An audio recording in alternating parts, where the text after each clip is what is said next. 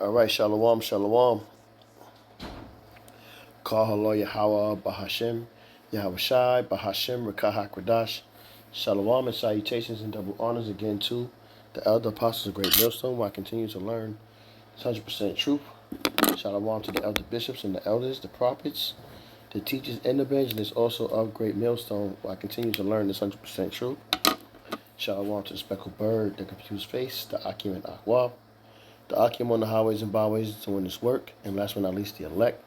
And I got a couple of videos I'm going to play for you.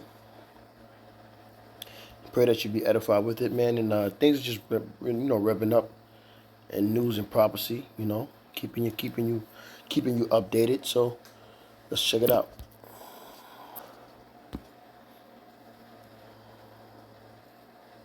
Oh my God, no!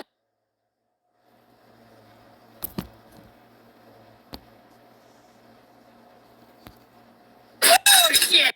The United States just lost a war it didn't even know it was fighting. While Washington celebrates military victories and economic growth numbers, the real battlefield has shifted to something much more dangerous: the war for the global payment system. This week, something unprecedented happened in the shadows of international finance. Brazil quietly activated the BRICS bridge system. And for the first time in 80 years, major economies completed cross-border transactions without touching a single U.S. bank. The American media is not reporting this story, but I can tell you, as someone who spent decades inside the system, this is not just another trade deal. This is the financial equivalent of splitting the atom, and the explosion is coming. You see, the United States has enjoyed what we call monetary imperialism for nearly a century. Every time you buy oil, coffee, or electronics anywhere in the world, those transactions flow through New York banks. Washington collects a tax on every trade, every investment, every breath of the global economy. But that monopoly just ended, and most people don't even realize it happened.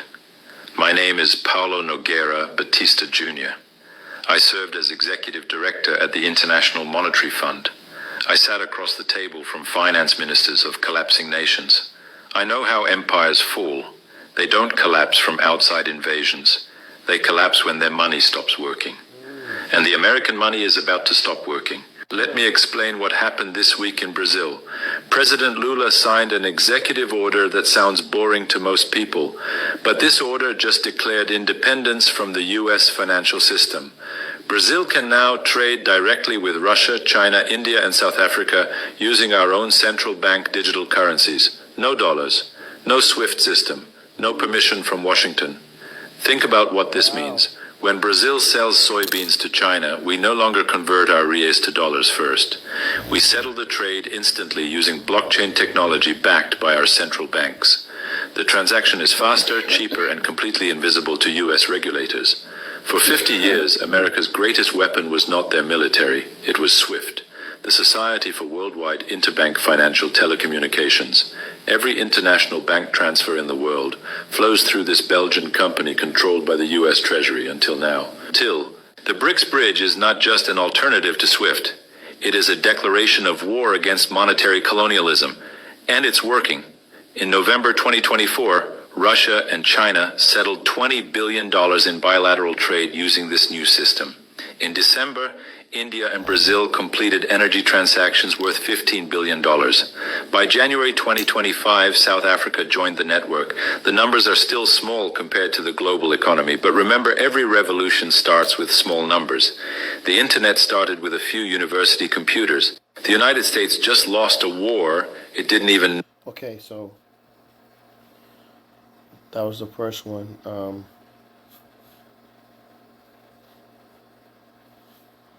Let's play the second one. Actually, hold on. Let me get a scripture.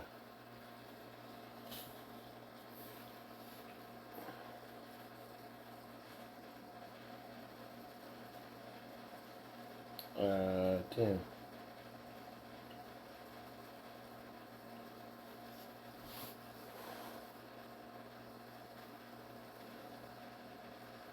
One second.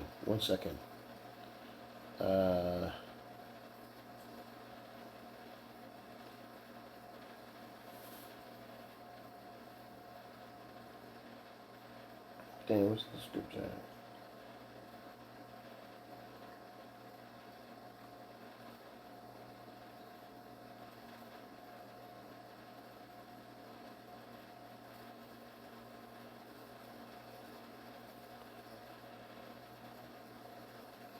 This is Jeremiah 30:12. But thus saith Yahweh, thy bruise is incurable, and thy wound is grievous. America, Babylon is about to take on a real grievous wound, and it's going to be no healing this time for Babylon at all. Like someone was just saying, they think that Babylon's going to be forever, but it's about to be destroyed, and it's not ever coming back to what it used to be. Okay? No, it was. This is not a drill. As of this moment, 4 Russian nuclear bombers loaded with missiles are reportedly in the air, flying closer to Europe. Why? Because after President Donald J. Trump ordered 2 U.S. nuclear submarines to deploy near Russian waters, the Kremlin responded with airborne, skyborne nuclear firepower.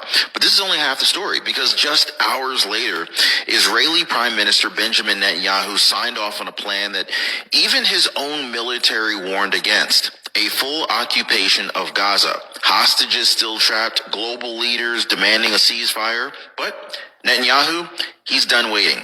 And The least shall draw them out. what happened next could change everything. Is all of this a coincidence, or are we watching a multi-front crisis that's being engineered deliberately while the world's on edge? Well, stick with me, guys, because today we're going to break down the real reason that those nuclear bombers are in the air, the unthinkable decision that Netanyahu just made, and whether the U.S. is about to be pulled into something far bigger than anyone is prepared for. We're also going to confront the question that's on everyone's mind right now: is Russia bluffing or about to make history in the worst way possible? So let's go ahead and break it all down, guys. And There's a scripture right here. This is Jeremiah 50:45. Therefore hear ye the counsel of Yahweh, that he hath taken against Babylon in his purposes, that he hath proposed against the land of the Chaldeans. Surely the least of the flock shall draw them out. Surely he shall make their habitation desolate with them. So, Israel, man, they, BB is, the Most High is really working on BB, man. You know what I'm saying? And he just, he don't care what got to be done. He's determined to think that whatever he's going to whatever is going to happen for him is going to happen, and he's going to be victorious, not realizing this is his demise, his destruction. Kind of like his forefather Haman, you know what I'm saying? you're going to want to see every second of this. By the way, if you appreciate the news updates, please hit the like button. It only takes a second. I really do appreciate that, and subscribe.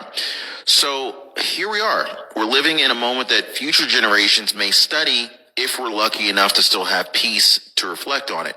Because 3 flashpoints, 3 decisions made by 3 of the most powerful leaders on earth just collided within 72 hours. And the consequences are playing out in real time right now. So number 1, Russia has launched 4 Tu-95MS nuclear capable bombers, and they are reportedly airborne right now. These are not test flights. According to regional sources, these aircrafts are armed with missiles that are closing in on Europe.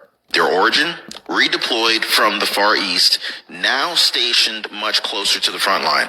Number 2, just days before that, President Donald J. Trump, in response to a direct nuclear threat from Russian Security Council Deputy Chairman Dmitry Medvedev, authorized the deployment of 2 U.S. nuclear submarines to strategic waters near Russia. Now, unlike the last administration, Trump's move wasn't broadcast with a whisper. It was a message, loud and deliberate. America will not be threatened into retreat. And of course, there's number 3 here. Israeli Prime Minister Benjamin Netanyahu has approved what even some Israeli generals feared was unthinkable, a full-scale occupation of the Gaza Strip, including areas. This is not a drill. As of this. Okay, Salakia. This is Psalms 10 and 4. The wicked, through the pride of his countenance, will not seek after the Most High. The Most High is not in all his thoughts. So they're not thinking of the Most High, but the Most High is putting what He wants into their mind to do what they're doing. Everything that's happening is because Yahweh Shah set it up to be. And a lot of it has to do with the pride that Esau has. He's very prideful. So like, and it's going to be destruction for him, man. I can't say that enough. This is 2nd Esdras 8 and 50. For many great miseries shall be done to them that are in the latter time shall dwell in the world, because they have walked in great pride. And I ain't just talking about Esau. I'm talking about you Israel, you Jakes too, man. A lot of y'all gotta go, man. Obadiah 1 and 3. The pride of thy heart hath deceived thee, though thou dwellest in the clefts of the rock, whose habitation is high, that saith in his heart, who shall bring me down to the ground? And this is Nero's mentality. Who shall bring him down to the ground? With the army that they have, it's about to happen though. It's about to go down. You continue to put pressure. You continue to keep putting pressure on Iran, and they're showing you that they don't have no problem with it, and they're putting the moves on you.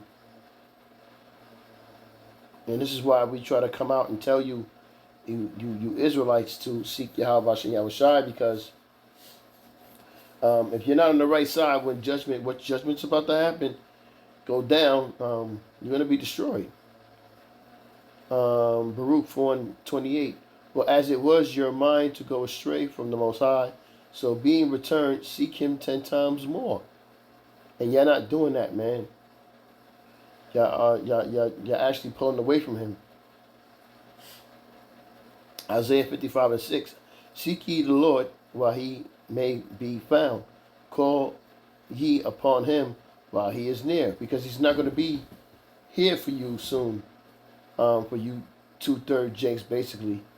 You know what I mean? It's about to get, I hate to keep saying it like that, but destruction is coming. And it's sad because y'all don't see it. Listen to this. Moment 4. You can only imagine what dirt they have on it. But Iran is not going to back down. Nope. And when the 10 days are over, if he begins to annihilate Iran's key infrastructure, we will annihilate everything in the Persian Gulf region. That will be the end of Kuwait. That will be the end of Qatar. It will be the end of Saudi Arabia. It will be the end of Bahrain. And it will be the end of the United Arab Emirates. It will be over. Everyone will have to immediately leave. And this is 2nd Esdras 6 and 9. For Esau is the end of the world, and Jacob is the beginning of it that followeth. And when I read a scripture like that, in so many ways it's saying all the prophecies must be fulfilled before destruction happens in the latter days.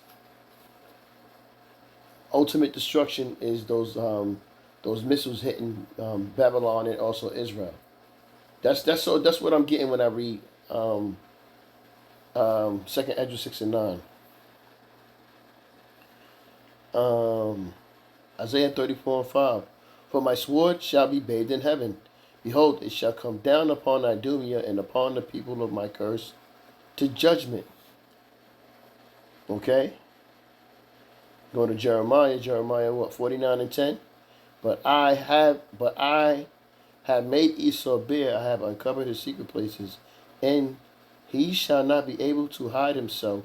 His seed is spoiled, and his brethren and his neighbors, and he is not. Cross the desert. And by the way, Nima, we are in spring. It's going to heat up pretty fast. The weather is going to get hot. You live in that part of Iran. You know that part of Iran. In the Persian Gulf on the other side, everything depends on electricity. Without electricity, those regimes collapse immediately. And so everything that the U.S. empire collapses in West Asia overnight.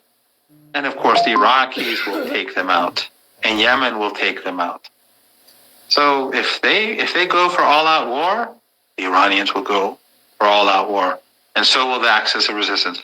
And who will be the big loser? It will be Zionism. It will be Trump. It will be Netanyahu, because the world will see who destroyed their world. Everyone will see who destroyed their world. In India, those people who foolishly supported Netanyahu and the Zionists, who consider them to be dirt. I mean, they're considered to be just as subhuman as the rest of us. But, out of their ignorance, or in many cases out of malice, they support him. They will recognize that it was Netanyahu and the Zionists who destroyed their lives. Yeah.